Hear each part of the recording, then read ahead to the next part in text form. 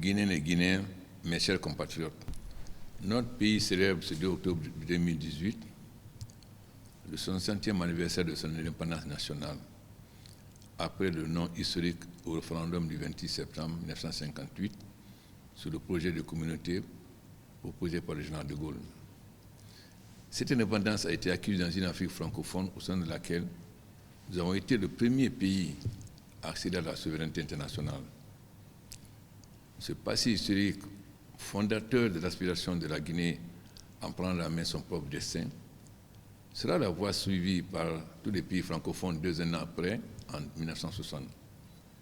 C'est dire à quel point notre indépendance continue à la fois notre patrimoine national et celui de l'Afrique tout entière. Cela a été le point de départ de l'émancipation africaine, qui a ainsi fait de notre pays un exemple en Afrique et dans le monde. Aujourd'hui, cette indépendance est un acquis irréversible pour notre nation et pour les futures générations qui rêvent d'un continent susceptible de prendre en main son propre destin. Le destin de l'Afrique réside dans sa capacité à gérer ses propres problèmes, comme nous avons eu à l'évoquer à propos des réformes majeures en cours au sein de l'Union africaine. La Guinée est au cœur de cette Afrique et l'Afrique est au cœur de la Guinée, au nom de notre vocation panafricaine. En ce moment solennel marquant cette date historique, je voudrais célébrer avec vous cette page importante de notre histoire qui contribue chaque instant à la consolidation de l'État guinéen, marqué du sceau de la devise nationale qui nous est chère, le travail, la justice et la solidarité. À cette occasion, je tiens à rendre un hommage à tous nos héros nationaux, les militants de la liberté, les compagnons de l'indépendance qui ont tant œuvré avant que le peuple de Guinée n'inaugure les premières heures de résistance de notre République.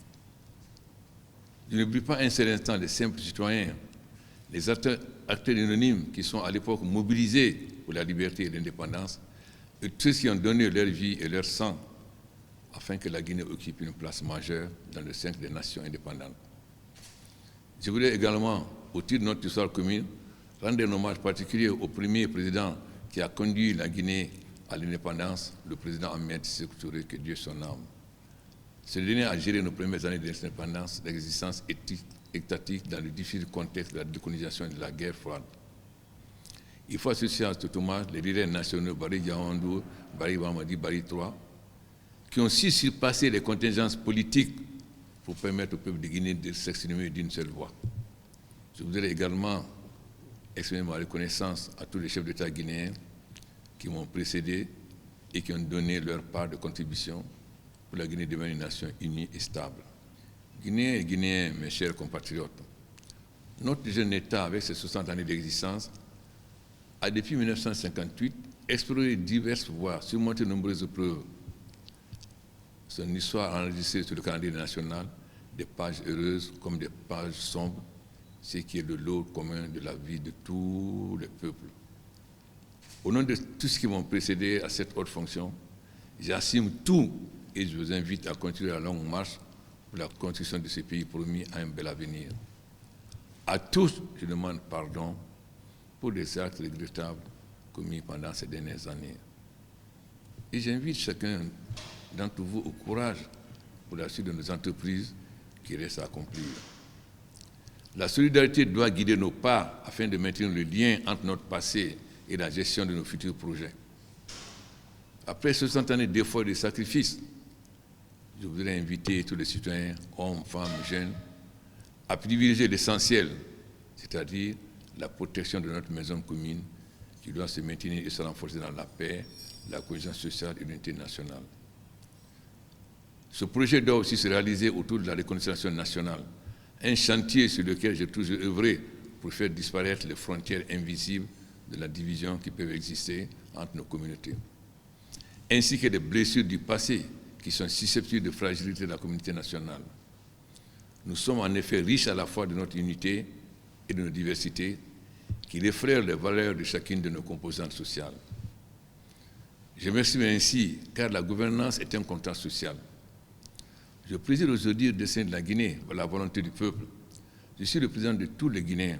Je gouverne pour tous les Guinéens et Guinéennes et au nom de tous les citoyens libres en droit et devoir que nous sommes. Le bilan de cette indépendance doit susciter en nous à la fois un sentiment de fierté et de courage, quand nous avons démontré notre capacité à gérer un État qui n'a connu ni déchirement ni effondrement. Nos difficultés inhérentes à la construction d'un État ne nous ont pas non plus éloigné des valeurs essentielles de la préservation de notre nation et de la cohésion sociale. Notre nation a un passé chargé d'histoire pour avoir participé activement à la construction de l'unité africaine, œuvré pour l'indépendance des pays frères en soutenant les mouvements de libération nationale. Notre pays a été à l'origine de la création de l'Organisation de l'unité africaine, dont nous avons dirigé le secrétariat général pendant 8 années, contribuant ainsi au renforcement du dialogue Nord-Sud qui a donné une place importante à notre continent dans le Conseil des Nations. Guinéens, mes chers compatriotes, aujourd'hui, pour assumer notre développement, nous œuvrions dans un cadre de rapport gagnant-gagnant avec nos partenaires internationaux. Cette démarche nous incite à une coopération judicieuse avec l'ensemble des pays du monde afin de mieux défendre les intérêts de notre nation. À cet effet, nous ne pratiquons aucune coopération exclusive ou préférentielle. La Guinée a changé. Après des années marquées par la réduction du champ politique, et s'est désormais arrimée au pluralisme politique qui a conduit à l'alternance démocratique en 2010. Cette ouverture accompagne de la contribution et de la participation de tous les citoyens. Aujourd'hui, tout Guinéen est libre d'adhérer à un mouvement politique qui correspond à ses aspirations. Les citoyens sont désormais libres de choisir leurs élus, leurs représentants, dans un espace politique totalement ouvert. Aujourd'hui, le Parlement réunit l'essentiel des représentants des formations politiques. C'est à lui qu'incombe la mission de voter des projets et propositions de loi. Dans la Guinée d'aujourd'hui, la protection des libertés des citoyens, le pluralisme politique ont enrichi notre place nationale. Nous ne connaissons ni guerre civile, ni conflit religieux ou identitaire. Ces facteurs peuvent être inscrits à l'acte de notre gouvernance commune. Mais nous devons veiller à inscrire notre action dans la durée afin que nos acquis démocratiques ne soient pas remis en cause par les aléas de l'histoire. Notre démocratie doit être protégée et renforcée en éduquant les citoyens à respecter la loi qui doit demeurer une valeur cardinale de nos engagements. Il ne faudrait pas que la logique des arrangements politiques, souvent prônée par certains acteurs de la vie nationale, se substitue aux lois. Certes, le dialogue et la concertation sur certains sujets d'intérêt nationaux sont nécessaires, mais dans le même temps, chaque acteur politique doit se conformer aux textes prévus dans nos dispositifs juridiques que nous avons votés ensemble. Guinéens et Guinéens, mes chers compatriotes, aujourd'hui, nous vivons le temps des projets destinés à préserver l'avenir des générations futures, auxquelles nous devons laisser un pays doté d'infrastructures économiques viables et solides. Nous devons aussi doter notre État d'une économie qui apporte une réponse durable aux besoins sociaux de base, notamment dans la promotion d'un système éducatif performant, d'un système de santé plus efficace. Dans le même esprit, nous devons accroître pour les populations la fourniture d'eau et d'électricité dans le but d'assurer l'emploi des jeunes et l'autonomisation des femmes. Dès ce mois d'octobre, nous allons amplifier l'utilisation des femmes dans le cadre de MIFA et lancer un vaste programme d'emploi jeunes. Aujourd'hui, la Guinée porte de nombreux projets pour son développement. En témoigne la réhabilitation des routes et voiries urbaines, la construction de nouveaux barrages, l'installation des infrastructures sanitaires dans tout le pays. S'inscrit dans ces objectifs la modernisation du port de la capitale, qui deviendra plus compétitif avec des partenaires engagés à nous soutenir. Les efforts de soutien sont également orientés vers le secteur de l'agriculture, de l'élevage et d'investissement durable dans le développement local par les sociétés minières. La Guinée figure désormais parmi les pays résolument engagés sur la voie de l'émergence. Guinéens, mes chers compatriotes, à l'occasion de cette fête nationale, mes pensées vont vers ceux qui souffrent dans leur vie quotidienne. Je veux les rassurer que le temps ne sera pas insensible à leur sort. Mes pensées s'adressent aussi aux braves et anciens combattants qui ont été à l'avant-garde de la marche de notre peuple vers l'indépendance et le progrès social. Je n'oublie pas l'effort de défense de sécurité qui défendent vaillamment notre territoire et se lisent dans les opérations de maintien de la paix de l'ONU. À toutes les familles des soldats tombés pour la défense de l'intégrité territoriale du Mali, dans le cadre de l'aménagement, la nation leur exprime sa compassion. Mes pensées vont également au travail, participant au développement de notre administration et de notre économie. À nos compatriotes vivant à l'étranger, je voudrais tous les associer à notre fête et à ce rendez-vous important pour notre devenir, dans lequel ils occupent une place de choix. À ces pensées, nous associons également les étrangers qui ont suivi de vivre parmi nous, nos partenaires qui œuvrent à nos côtés dans nos différents projets de développement pour l'avenir et le développement de notre pays.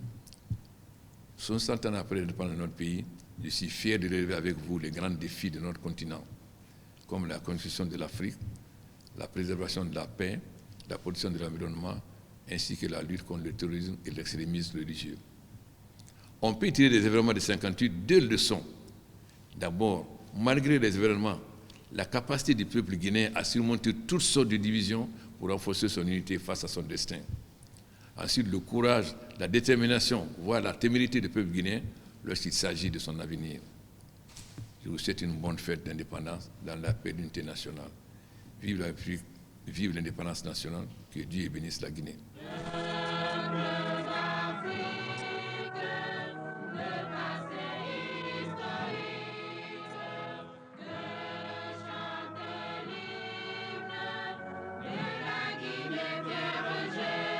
Illustre épopée